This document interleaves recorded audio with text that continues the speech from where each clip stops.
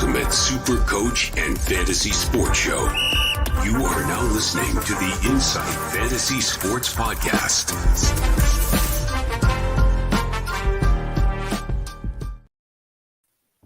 Hello, and welcome to another episode of the Insight AFL Podcast, brought to you by our friends at The Standard Squeeze. I am Supercoach Big Horse, as you'll see in the bottom left-hand corner of my screen there. And joining me today, we have none other than potentially the most active man on social media when it comes to Supercoach.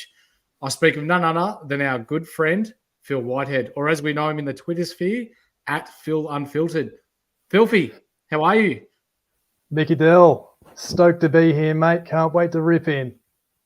Mate, you've been an avid follower of ours for a long time, and you've thrown us quite a few notes and comments along the way. And with Robbie and Barley, we both thought to ourselves, well, why don't we give this bloke a crack, given your radio career and your internet radio that you've done in the mid-2000s. So we're about to give the people what they want.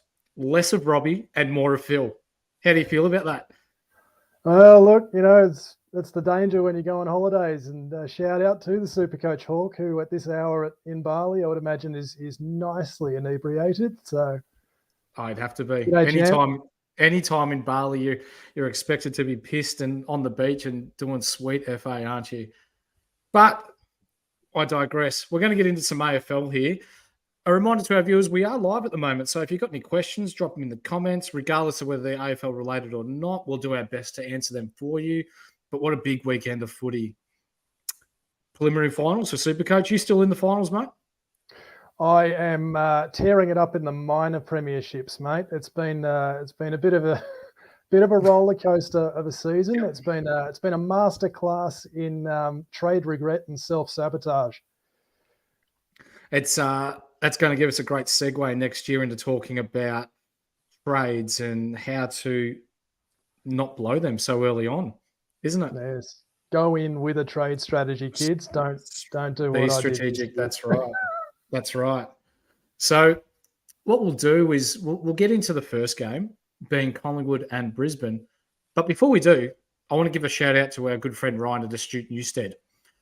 Ever wondered what the best bank is or what the current rates are, and are they too high? Is your dream home affordable? Well, don't wonder anymore. Talk to our good friend Ryan at Astute Newstead, who can give you confidential lending assistance with no obligations attached. You don't get pigeonholed into one lender with this. Ryan specialises in residential homes with over 50 lenders on panel, including all of the major banks. And the best part, it's free. He doesn't charge. So Ryan at Astute Newstead also offers personal, vehicle and business loans. So reach out to Ryan at Astute Newstead on 0431 766 784 or email ryanh@eganwealth.com and use the code INSIGHT and let him know the Insight boys have sent you. He'll look after you. So our first game, Phil, we're going to get into it. Yep. Collingwood, Brisbane. Did you watch this one, mate? I did. Look, it was a cracking way to get the round off to just a high standard start. Really impressed with really both teams. Obviously, the Pies went in with a lot of big names missing. They've got a bit of a luxury situation at the moment where they're sort of locked into a top two finish. They are dealing with a fair injury list late in the season.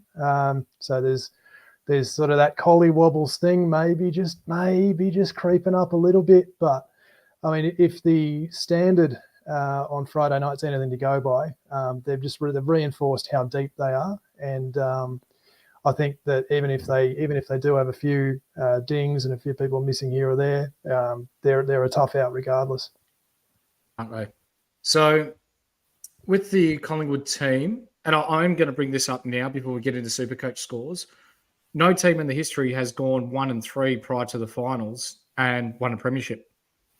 So they need to buck history in order for them to win the flag this year, which I find interesting given their dominance that they've had earlier this year. But I digress. We'll get into some Supercoach scoring here. Pendlebury winding the clock back with 31 touches, 114 Supercoach points. Joshy Dacos and Maynard, the only ones for Collingwood over 100 with 105 and 103 respectively. Jack Crisp, for those of you that bought him in, 98. Darcy Cameron with a solid 97. Tommy Mitchell, 31 touches and 80 Supercoach points. I tell you what, Robbie was pretty Ooh. stoked with him, wasn't he? Oh, I was going to say just another shout out to the Supercoach Hawk, who is experiencing a little bit of buyer's remorse with Tommy Mitchell, I would say. I think he is. But is he lowering his own score for us for next year to bring him in nice and cheap? We shall see. For Brisbane, I'm going to ask you about Kitty Coleman after we talk about a few Supercoach scores here, but 116 for him, and it appears as though he is the new Daniel Rich for them. The big O, Oscar McInerney, 101, and the rest of the Brisbane Lions under 100, surprisingly, which for me is especially surprising given their dominance that they had on the game. Dunkley, 99, Neil, 97, who's been a tad disappointing this year. Who else we got there? Bailey with a 95, who's a nice mid-forward. Zorko is a flog. 92, ever since Bob took Miller in.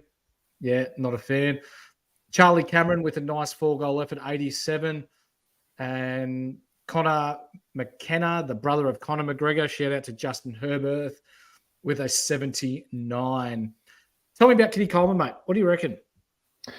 Yeah, look, I put it to you earlier. I said, is Kitty Coleman Brisbane's most important non-midfielder? And you touched on him being essentially the next iteration of Daniel Rich. Just the run off half-back, the creativity. He's playing with a level of assuredness because I think he now knows with Rich having allegedly, and I'm going to stick with allegedly because I'm always going to be a bit suspicious on this, but voluntarily stepping down, that spot's now his, and he can sort of show what it is that he can do sort of week in, week out. And I think that dare and that dash is really, it's almost irreplaceable in terms of the rest of that list for the Lions. For sure. Daniel Rich, retirement now that Kitty Coleman's come in and taken his spot and is playing it well? Oh, I think so. And I think you and Robbie touched on that with the re-sign, relocate, retire, which if anybody hasn't caught up with that yet, great listen. But yeah, I think Daniel Rich, great servant of the club, elite halfback flanker in his time. But yeah, that time has passed. Spot on. Let's move on. Richmond, North Melbourne. Richmond, 14 goals, 17, 101 to North Melbourne, 10 goals, 12, 72.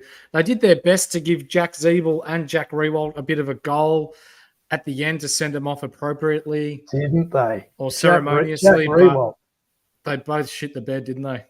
Oh, Jack Riewoldt couldn't have hit water if he fell out of a boat trying to get that last goal. Like, where's your sense of occasion, mate? Oh, terrible. Now, for Richmond, I got this one wrong at the start of the year, and I don't mind admitting when I am wrong, but Dusty Martin, 158. He's had a pretty consistent year. This is his biggest score this year, but he's been fairly consistent when we're talking about Supercoach scoring. Shai Bolton, 141.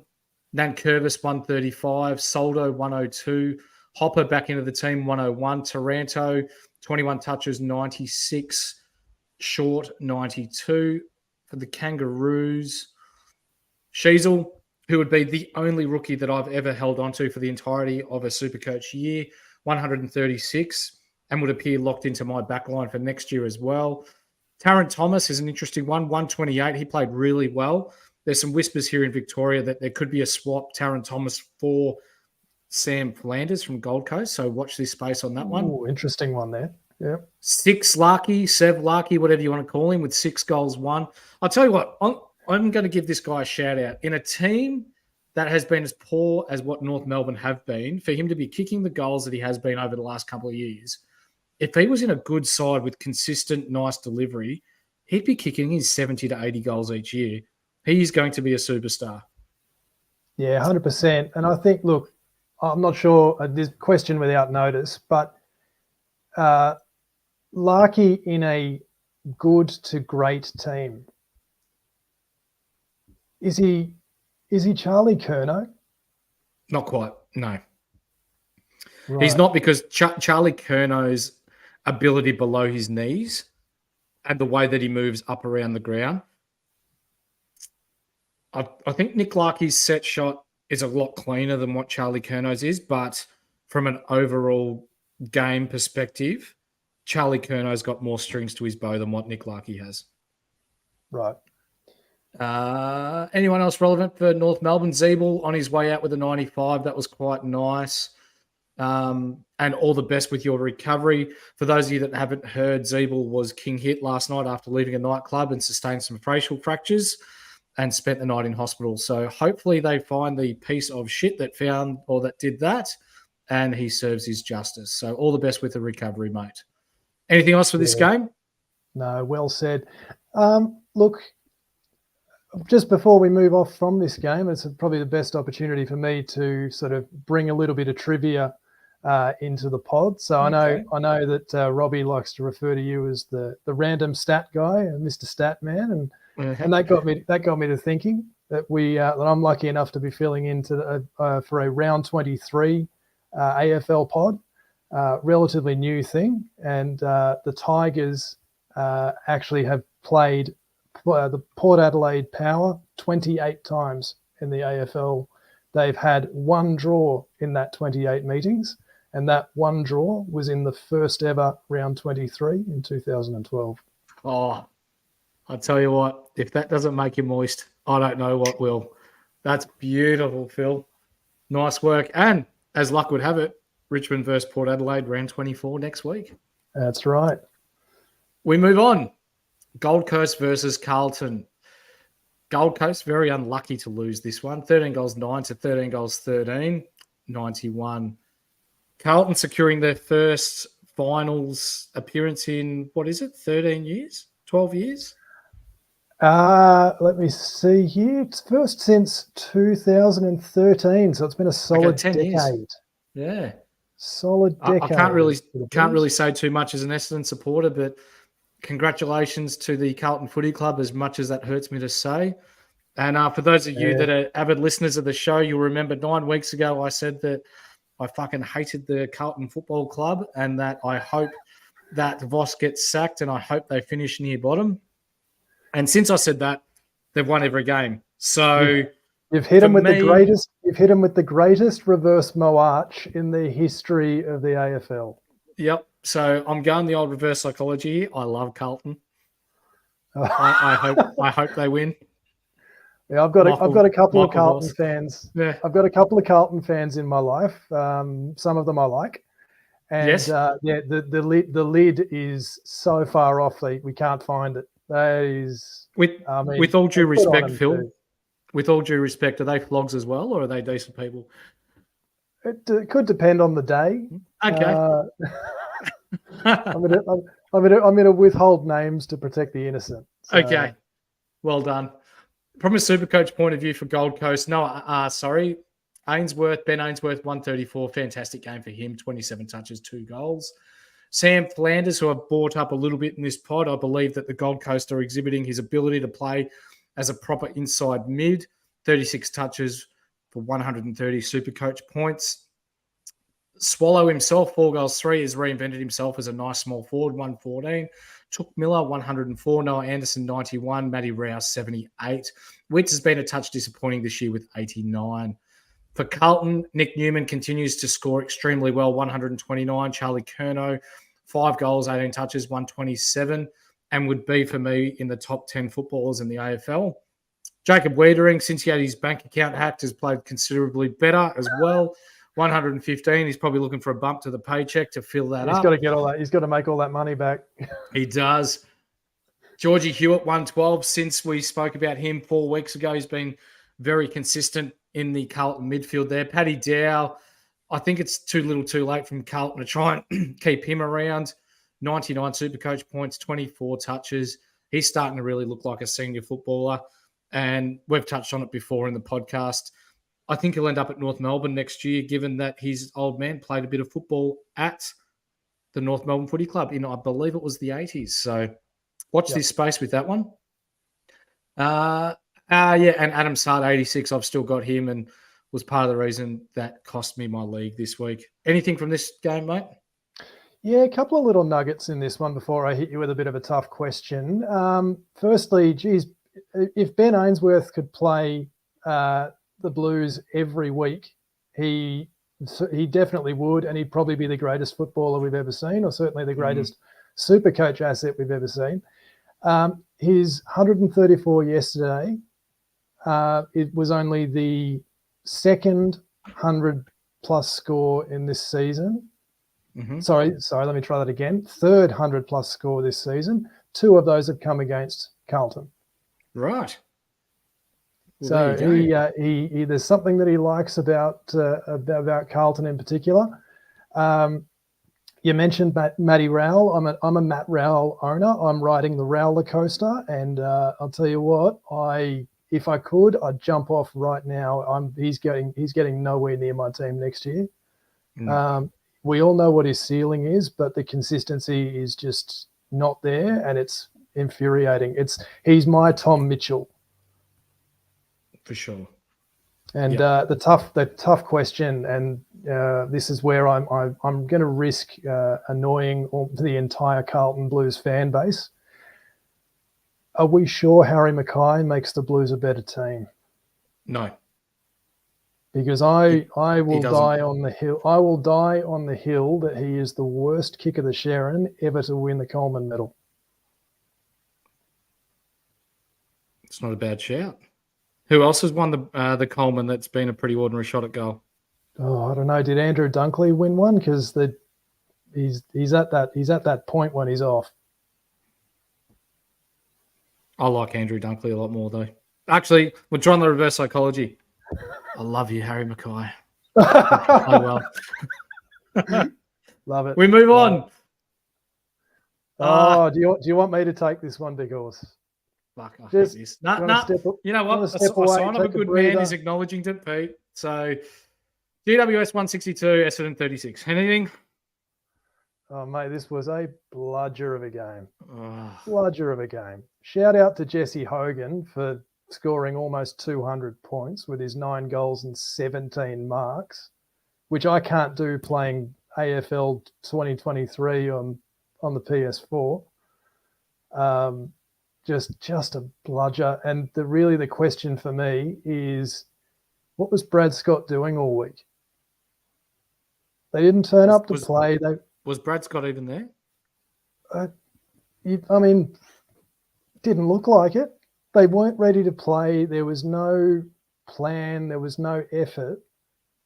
And we've seen what this Bombers team is capable of at various points throughout the year. It wasn't just that they were played off the park. They weren't ready to show up to play AFL level football. I've got a bit of I don't like using the word tanking, but I went through some games, and Essendon's percentage is now poor enough that if Adelaide and Gold Coast win this week and we lose to Collingwood, we could end up with the 4th pick. Interesting. It's intriguing, isn't it? I think, have they seen the writing on the wall to go, yeah, look, we're playing good footy, but we're not good enough to give it a real nudge. So do we start bleeding kids and start trying things and then try again next year? Or see, I don't know, because 130-something points, which is top 5 for what the most have been beaten by ever in the history of the AFL. It doesn't sit right with me given how well they've played this year. And actually, I said to you, this is what I'm saying. Like that margin is a terrible loss for West Coast, and we'll get to West Coast later, which is its own story. Yeah, it doesn't. You're exactly right. It doesn't fit with where the Bombers are at the moment, and it doesn't fit with where the Bombers are relative to where the GWS Giants are. You're right. So we've just had a comment pop in. Justin Herbert, avid follow the show. The man that is known for naming Conor McKenna as Conor McGregor's brother. Does Harry Mackay save the Dons? It saves me from having to watch Essendon if he ever played for us, mate. That's about as far as I'll go. So, no, he doesn't. What do you reckon, Phil? I'm not sure Harry Mackay can save himself when he's inside his own head. Yeah. And look at this. The North Melbourne faithful are joining us already. They're ready. They feel like they've Braino. almost won the Harley Reid Cup. Braino, we will get to the Harley Reid Cup. Don't you worry about that. Anyway, we digress. GWS Supercoach scores. Hogan 197, Briggs 139, Himmelberg 127, Canilio 126, Green 119, Callum Ward 119, Whitfield 112, Perryman 109, Ash 103, Kelly 100. There's 10 people that got over 100. Yeah. For GWS. Fill your boots. The 1, 2, 3, 4 bottom scorers for GWS outside of the sub were backmen. So there you go. Yeah. Essendon. Look, I like to finish on a more positive note, and the only thing that I can pick out in that sense for the Bombers is that Andrew McGrath was just about the only Essendon player who could hold his head high for his effort on the day. He finished with 123 Supercoach points from 32 disposals. He had absolutely no help. Nope. Nick Hine, 101. Zach Merritt, 99. Parrish, 91. For me, you'd think if he was staying, he would have signed already. You don't leave negotiations this long. I think he's on his way out. I've been fascinated by this as an ongoing storyline for you in particular. You're very strong on this idea that Darcy Parish's time at the Bombers is at an end, and that they're going to do everything that they possibly can to ship him out. I don't know that you'll find a buyer. He's from Geelong. He'll go to Geelong. Do Geelong want him? I reckon. Yep, they're lacking. Dangerfield's on the way out. Duncan's on his last legs. I think they grab him on a 5-year deal. I reckon it's happening. Okay, well, we can look forward to the Geelong Cats not making the finals again for a while. That's fine with me. And here's my theory, and we'll replay to the 22-minute mark on August the 21st or whatever it is, 2023, when Parrish signs with Geelong. We get a compensation pick, and that compensation pick's used for Ben Mackay. I've just had a little sneaky look at the chat, and I just want to call out to Herbie. There's a question that you've asked that I reckon we'll get to at the end of the show, but we'll go now. I was going to give you a red hot tip. I may be wearing my answer, mate. If the Sydney Swans win the flag, I'll eat my hat. It's a good actually. It's a good looking standard squeeze hat too. It's a very good looking standard squeeze hat. If Sydney win, because we'll do a debrief of the year after the AFL Grand Final, and if Sydney win, I'll deck myself out in Sydney Swans gear, and I'll sing their club song live on a podcast. There you go, mate. That's all my Christmases come at once. That is. Yeah. For some people, that is like sex. But anyway, we'll move on. Who do you think is going to win the flag? You think Sydney? I think Melbourne. I think if I'm taking Sydney off the table for fear of overloading the episode with bias, I think this might be the year of the Lion. I think, and more to the point, I think if they don't win it this year, they might never. We're getting some love in the chat, bro. That will be funny. Nico, how are you, brother? He's one of my old school mates from way back in the day. Legend of a bloke. Love you, mate.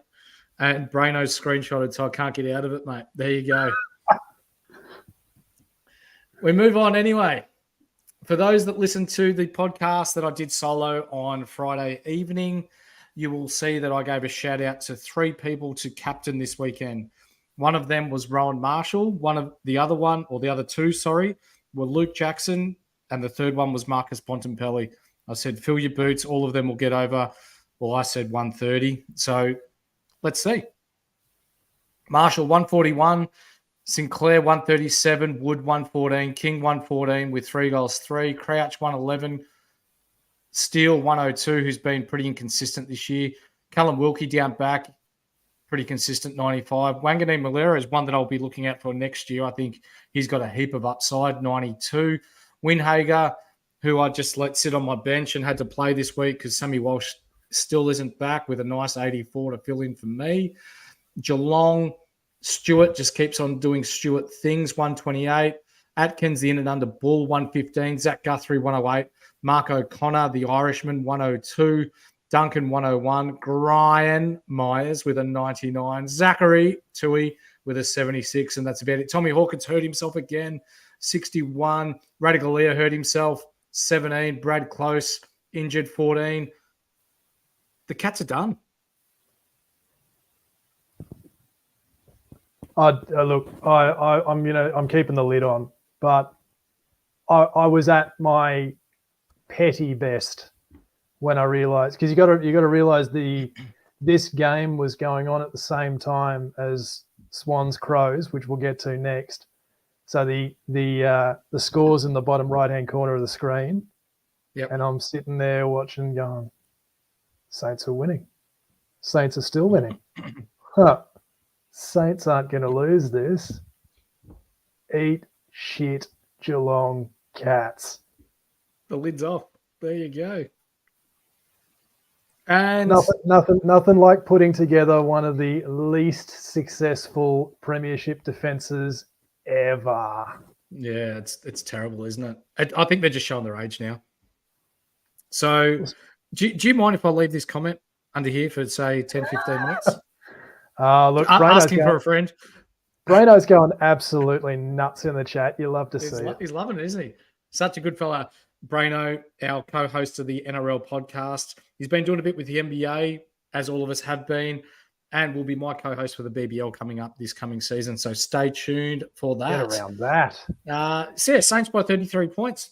I tipped him, won me a multi. Love your work, boys. Now, next game. We're gonna talk about Adelaide and Sydney, but because of the person that you are, Phil, and you probably weren't aware before this podcast even started that there were 17 other teams in the comp. I'm going to let you fill your boots with this game, mate. Sydney by a point. Run us through it. Right. How do I mute you? No, look, off you go.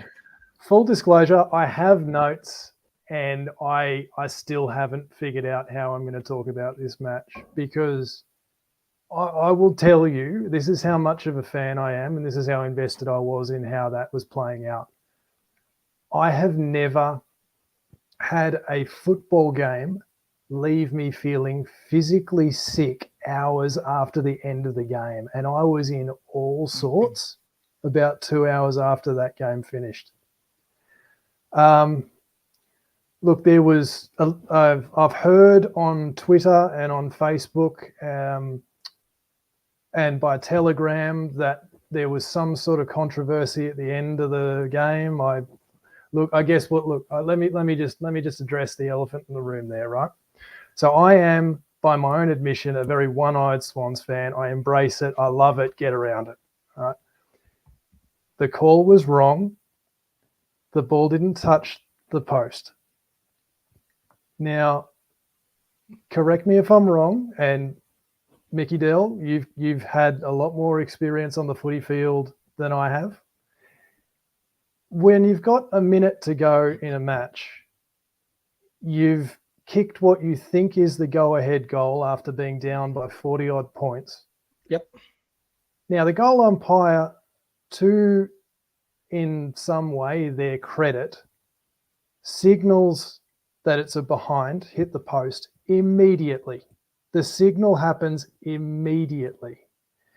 Can you tell me how nobody on that Crows team noticed? When Jake Lloyd, who did notice and did exactly what you should do in that situation, kicked the ball out to the wing, there was nobody on that wing for 50 metres in each direction. There's still a minute to go. Yeah, the smartest thing out of this situation, I'm going to give to Jake Lloyd, because as soon as you play on from full back, you can't call it back. Yep. I think he knew something was up, and he just got the ball moving straight away. Yep. Absolutely elite game awareness, but it was the lack of game awareness from the entire Crows team that I think is the underrated thing here. Yes, they were extremely unlucky. And credit to Matthew Nix former Swans player Matthew Nicks for coming out in the media today and saying, we lost that game in quarter 1 and quarter 2, because they bloody did. That Sydney's pressure, particularly through that first half, was just about immaculate. Now, they had every opportunity to choke on that in a manner that you'd still be talking about in a decade from now. They didn't. And the reason they got away with it is because they had that first half. Yep. Oh, Herbie's just criminal not to no. review, ended the game. And it's because he had a multi riding on it or a bet riding on it. Oh, no. I'll ask you this, though, Phil. If I'm on a field, we've come from 40 points down, and mate, I'll celebrate. I'll do handstands if I'm kicking goals and we're 10 goals down. Doesn't matter. But if you think that you've hit the front with a minute to go, you've got the home crowd. They're up in arms. They're bloody going ballistic. You're celebrating with them. You've got the technology that the AFL has. Anything that's close, you've seen in games previous this year that the central umpire will come in and hold the ball up. One, because of Jake Lloyd's awareness to get the ball moving straight away. That's why that didn't happen. But the goalpost moves. So why wouldn't you? There's an element of doubt there. Why wouldn't you, if you're the goal umpire? I think you'll find that they'll probably lose their job out of it. Or they'll get stood down. They've been stood down. They've been stood down. Already. There you go. I don't think we'll see them for a while. No. But look, it's one of those things, and you can answer this question: at what age in junior footy are you told to play to the whistle? I'm pretty certain it'll be one of the first things you're taught once you know what direction you're running in. I'm too busy lipping off to the umps to worry about the whistle.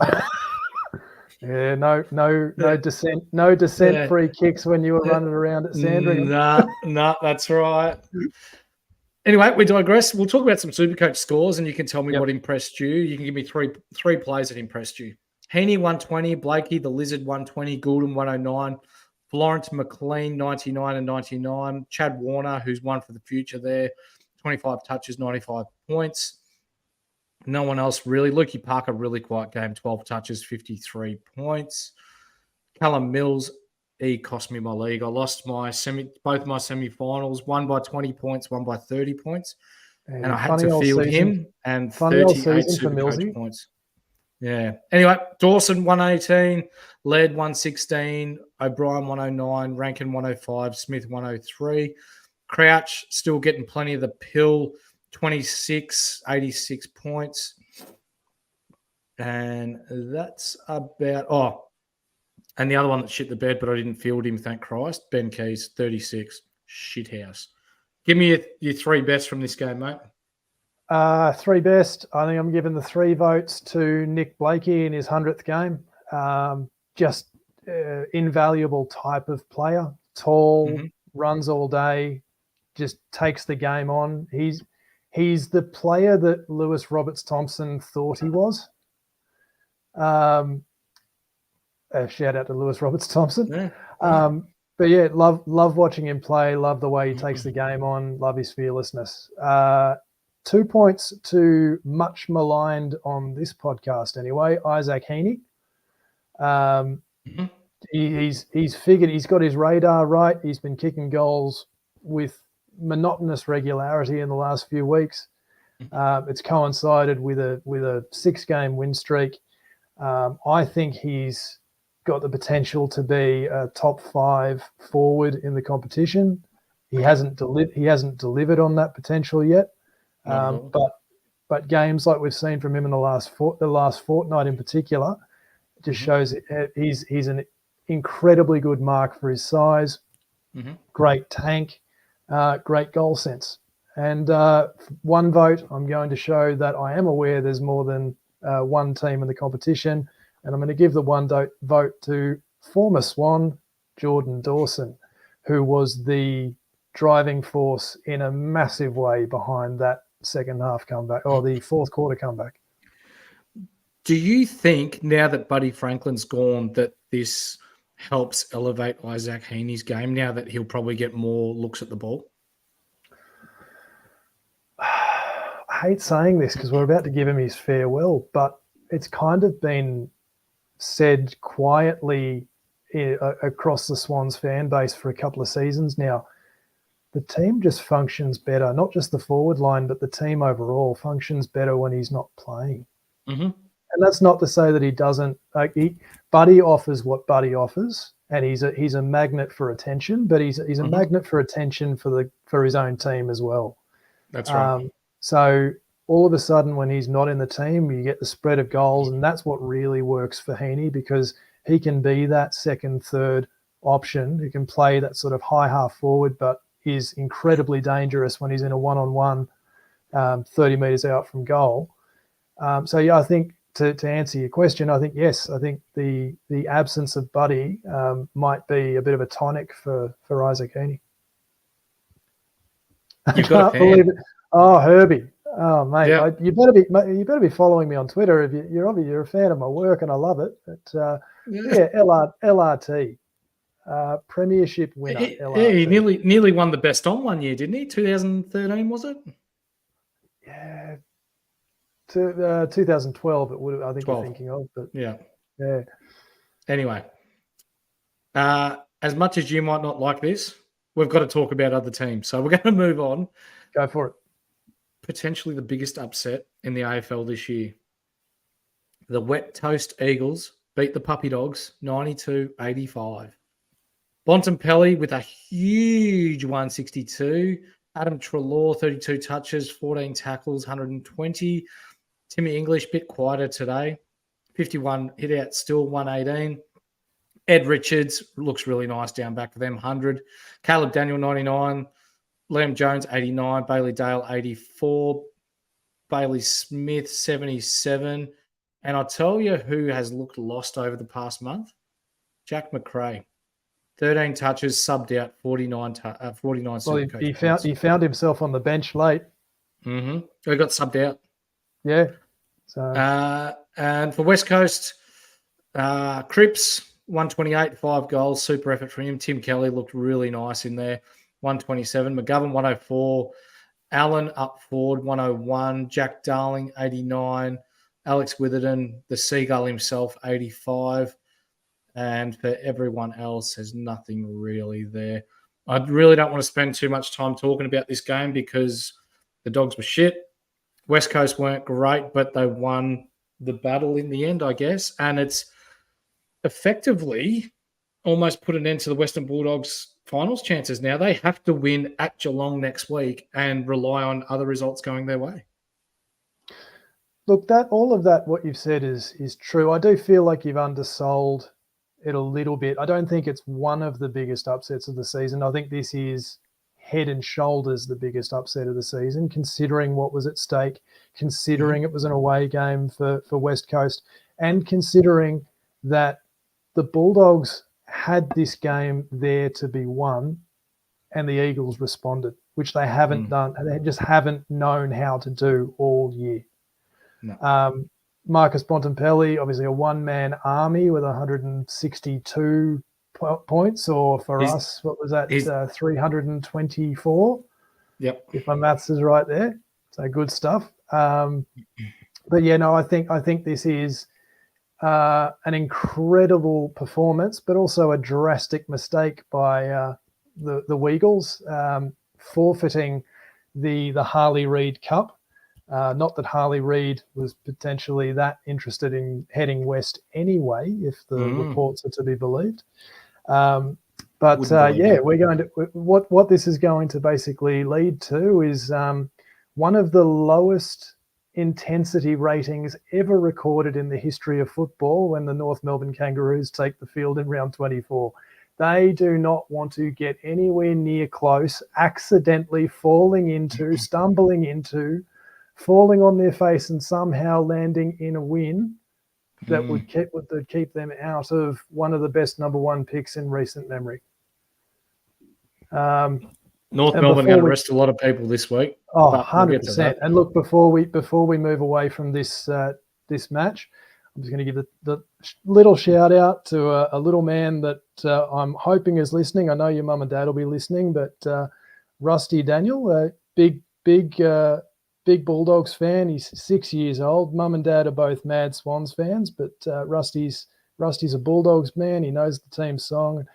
And I have it on good authority that the little fella was absolutely inconsolable after the game today. So don't worry, mate. Keep your head up. There is still a way for the Bulldogs to climb into that 8th spot. So I know you'll be cheering them for them next week. And because it's either them or GWS, mate, I'll be cheering for them too. The last time this situation happened for North Melbourne won by 10 goals and they went from pick 1 to pick 4. So there you go. But they picked up LDU with pick 4, so it kind of worked out all right for them. Yeah, I'm going to let that one go through to the keeper, but it's a very North thing to happen, isn't it? For your, who is it? Your little mate, 6-year-old mate? Yeah, little Rusty. Rusty. Well, get him to email us at the Insight Fantasy Sports team. And, maybe an Essendon jumper we can send his way. Essendon's actually his second team, funnily enough. Yeah, might be able to sort something out for him. Yeah. Next game. I'll tell you what. Don't you want to be Tom Liberatore's manager right now? Oh, mate. Oh, the Dogs are shit without him. Oh, so last week, I've got to bring this up before we continue on. The Dogs were plus 12 at the contest, so contested possessions in and under before he got knocked out. And he got knocked out in the second quarter? They ended up minus 16. So when he went off for the game. Oof. For the game. So in the space of 2.5 quarters, Hawthorn were plus 28 at the contest without Libba. You're not going to do anything. Well, look, I'm not going to point any fingers, but there's a possibility that some Bulldogs midfielders are a little bit too worried about getting their hair dirty and jeopardising their next commercial shoot than actually going in and getting the pill. Oh, I love it when you throw dirt, mate. Good boy. So, anyway, second last game now. Melbourne Hawthorn. So, probably a good thing that Robbie Kennedy's not here because Hawthorn did show a little bit, but Melbourne ran over the top of them in the end by 27 points, 13 goals, 9 to 9 goals, 6. For Melbourne, no real big scorers as we anticipated. Rivers 107, Petrarca 106, who's had a really nice consistent year. Lever 105, Viney 104, Sparrow 100, Gawn 91, which is his lowest score since forever without Grundy. He was averaging nearly 160 without Grundy in the side, but we all know that Hawthorn are the ruck killers and no ruck ever scores well against them. Now, where is he? Oliver, 84, 14 touches. Finn McGuinness did an absolute number on him. Well done, that man, but wasn't enough. For Hawthorn, Carl Amon continues his consistent run of form, 14 marks, 27 touches, 119. Will Day pulled up a little proppy, 20 touches, 9 marks, 118. Connor Nash, as a big-bodied midfielder, 103, loves it to get his hands dirty. Big Ned Reeves, 96. Warple, 84. Sicily with a down game, 83. Hopefully Sicily gets another 80-odd, and then his price comes down for next year because... Nice and affordable in that D1 nice and position. Affordable. Now, outside of this, you've got another fan, mate. The Matrix. Oh, my God. It's the wildebeest. Right. Matty is he's on the butter up because I think he knows I'm about to towel him up in NFL and NBA fantasy this year. So wow. he's just trying to soften the blow a bit. If you've just joined us, Matrix, Phil's been throwing dirt on everyone. You've missed an absolute treat, mate. No big details with this game anyway, Phil. Melbourne expected the win. They won. On to next week. Yep, pretty much. John Newcomb was a late out for this one for the Hawks, and it hurt, and it definitely showed.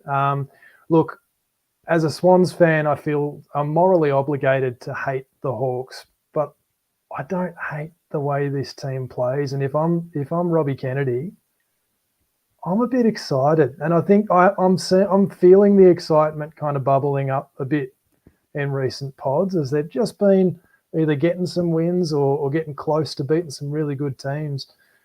And that sort of segues into my question before we move on is what can Hawthorn reasonably achieve in 2024? Like where do they sit for you? Probably just outside the 8. I don't think they've got the cattle to give it a real shake, but they've got some nice tools there at the moment. They'll add to that through the draft this year. They've got another year into some of their junior players in Ward and Newcomb and these sorts of players. Yeah. It's a very much watch this space. The start of the year, I know late form for Hawthorn's been really good, but you can't overlook the start of the year when teams are fresh and they were getting belted. So is it that they've just got a really good, clean bill of health at the moment and that other teams are struggling a little bit? You just don't know. So given the way they started the year and the way they're finishing the year, maybe just outside the 8, but I don't see them playing finals next year. Yeah, fair shout.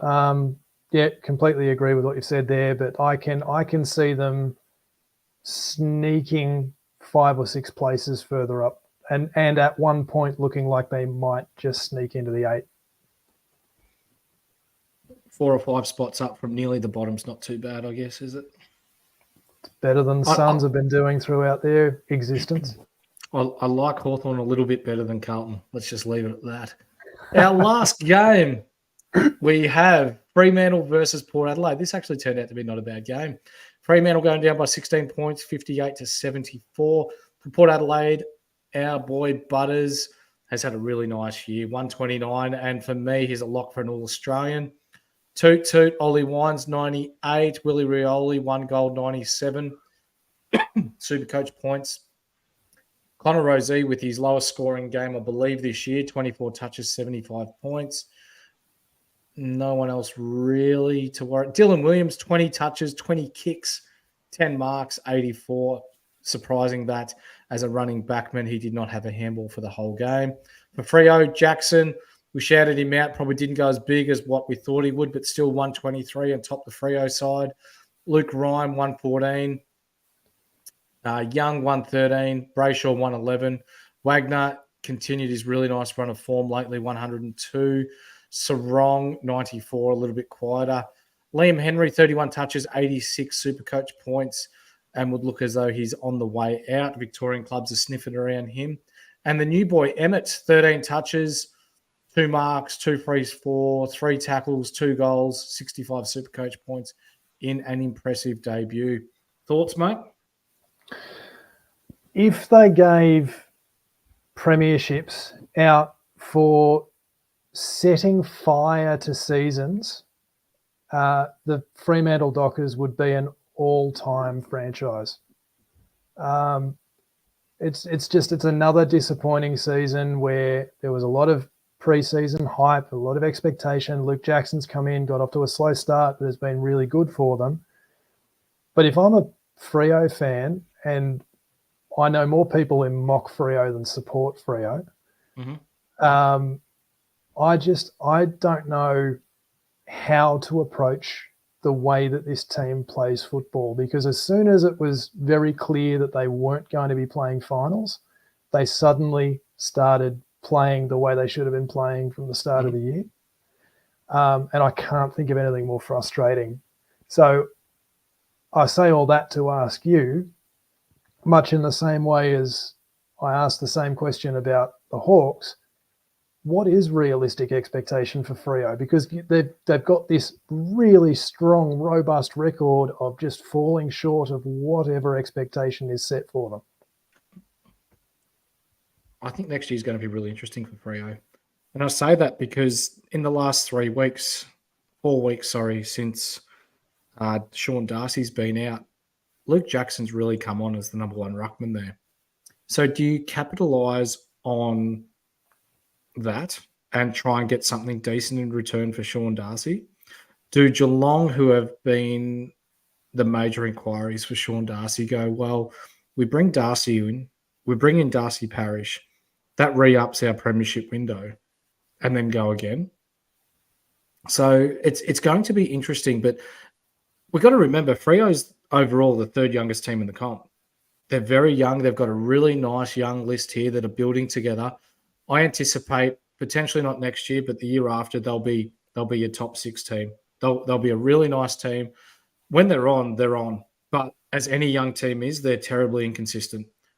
So once they mature, once they get games under their belt, I think you'll find that they'll be a mainstay in the finals for years to come. Yeah. And look, as far as Port's concerned, they've kept themselves in the hunt for that top 2 finish. They've been an interesting side to watch. I need to see them win before I believe in them. As far as when it counts in the finals.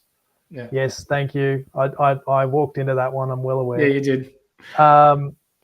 But no, they're the team that looks really not that dissimilar to Brisbane, except I feel like this is Brisbane's time, where you just feel like, yeah, they look really good until they don't, and when they don't, suddenly they're gone and they're not in the prelim, or they're not in the grand final, and we do the same dance again the next year. So yeah, interesting one, but very well coached. Glad Ken Hinkley's got his contract extension. I think he's good for the game. So it's good that he's staying there, and he's become a bit of an institution for that team. But yeah, I'll believe in Port when they can show that they belong back in another grand final. Yeah, they're untried, aren't they, so far? They had that big winning streak and then they lost a few. And I'll tell you what, like next week, like Richmond at Port, that'll be a nice tune-up for them for finals. I don't think Cochin's going to play. I don't think Rewalt's going to play. You know, it'll be a pretty nice walk in the park, I reckon, or a nice tune-up for them moving into finals. But yeah, this week, you know, it's the scene set, isn't it? We've got Friday night, Essendon versus Collingwood, which is an absolute fizzer. Collingwood to win by probably 10 goals. Saturday, Hawthorn Freo. There's nothing really in that. North and Gold Coast. Gold Coast win that. North officially win the Harley Reid Cup, which we'll have a live coming up later this week. We may have a little snippet on the Harley Reid Cup coming up, so stay tuned. Brisbane St Kilda at the Gabba. Geelong and Western Bulldogs, huge game at GMHBA Stadium. The loser is effectively done. The winner could still be done as well, given the results that'll go on in other games. West Coast Adelaide over in Perth on Saturday night. And then some big games on Sunday. Port Adelaide, Richmond, Sydney, Melbourne. That's a preview into a finals game, I reckon. And then the big one, Carlton, GWS. If GWS lose, can they still play finals, Phil? If GWS lose and the Bulldogs lose, they will fall into 8th and be cannon fodder in the first week of finals, which is exactly where they belong. Does that mean if GWS lose, Western Bulldogs lose, so GWS will know this before they play Sunday, that'll effectively mean they'll play Carlton again first week of finals? Yes. They'll So have nothing to play scenario. There's a scenario where, and the AFL suits would be rubbing their hands together about this, but there is a scenario that the top 8 will not be 100% set until the final game of the final round of the regular season. Oh, especially if, Western Bulldogs beat Geelong. Yep, which I'm tipping them to do. Geelong don't have anything to play for, and they've got a stack of injuries. Yeah, and then on top of that as well, if Western Bulldogs lose and then GWS are locked into playing Carlton the first week of finals, I'd be looking at Sportsbet as soon as the Geelong game finishes, because GWS could roll out their seconds team and give all their stars a rest, because nothing's going to matter for them. That would be a 2-week rest with the bye week. Mm-hmm. I know that you don't want to hear any positivity about Carlton, but they're just a better team than GWS. They're a better side. I want to hear it. Fueled by ex-Swans Nick Newman and Georgie Hewitt. Love you, miss you, boys. But no, they'll walk over. They will walk over the Giants in an elimination final. Okay, you've heard it here first from @Phil Unfiltered. Now that's our wrap done. Phil, have you got anything else to add before we sign off for the evening? Mate, just a thank you to yourself and the good blokes at Insight Fantasy Sports for having me on. Been absolutely pumped for this since you reached out and said, I don't want to do this by myself, and Robbie's off getting pissed in Bali. Can you jump on and take some of the weight? I'm just thrilled, mate, and hope the audience has enjoyed it. The chat's been going absolutely bananas, so love that. Yeah, no, it's good, mate, and I think the viewers will agree that you've carried me tonight. So because of that, we'll get your address once we finish here, mate, and I'll send you some stuff courtesy of the Standard Squeeze, all right? For our way of saying thank you for joining me on the show and giving the people what they want, a little taste of at Phil Unfiltered on our social media network. That's right, at Phil Unfiltered on X or Twitter, as some of us will still call it. Or is it Threads? You got Threads as well? We've got Threads. Threads. Phil underscore Unfiltered on Threads, I believe I am. Mate, you're making it hard for people to find you. Yeah. I don't know. I'm replacing the bloke that just changed his Twitter handle. Or no, sorry, I'm hosting with the bloke that just changed his Twitter handle because it was too complicated. So I don't know. I'll tell you what, since the change, the inbox has been a little bit fuller and the comments have been coming through. So I don't mind that. For those that want to get a hold of us. From me. And the rest. So for those of you that do want to reach out while we're not doing podcasts, X, Twitter, whatever you want to call it, Instagram, Facebook, you name it, we're all over everything. We've got our Discord channel as well, which is down below in our description in this podcast. Feel free to click into that. Once you click into that, you can choose your sports as to what you want to watch, what you want to get yourself involved in. We've got NBA mock drafts and drafts coming up. We've got leagues that we'll be running. NFL, we're currently running a couple of leagues with that. English Premier League soccer, we're doing a bit with that. Big Bash League, we'll be running Supercoach leagues. We've got the NRL, we've got the AFL. We've also just been signed as a media outlet and a joining partner with ANZPL 2K, NBA 2K basketball. So we've had a lot of love with that as well, and we look forward to getting into a bit of esports, giving the people what they want and giving Australia a bit of recognition on the world stage. That we've just, for those of you that don't know, NBL Oz Gaming entered themselves into a worldwide competition this year in the 2K leagues in America, their first year, and we're given not really much hope given that there's millions and millions of people that play PlayStation or Xbox, and our Aussies came second overall, and it's really given Australian gamers a massive pump, and we're bloody privileged and honoured to be chosen to be the major media outlet to give the people what they want, a bit of an insight as to what goes on in these competitions, and to give you a bit of an inside look and a bit of an understanding as to different characters that play the game, the personalities, and then we'll be able to watch them and support them from afar. So in wrapping up, thank you, Phil. I appreciate your time, mate, and giving the people what they want. So I've always wanted to do this. So I'm going to jump in and do it. If you're watching on YouTube, these two beautifully handsome men right here, you'll just notice just below us is a subscribe button. Click that subscribe button. Click the bell to get all the notifications. They won't always be this good because I won't be in all of them, but they'll be bloody good most of the time. If you're listening on Spotify, click follow, leave a 5-star review. Right, it all helps with the algorithm. These boys do a lot of work. I'm just a ringer. These boys do a ton of work behind the scenes. They deserve the support. They're a great bunch of blokes. I come in with the goal of doing that little spiel at the end. I've delivered. I'm done. Well, looks like we're done. So until next time, on behalf of Phil and I, we're out. Peace.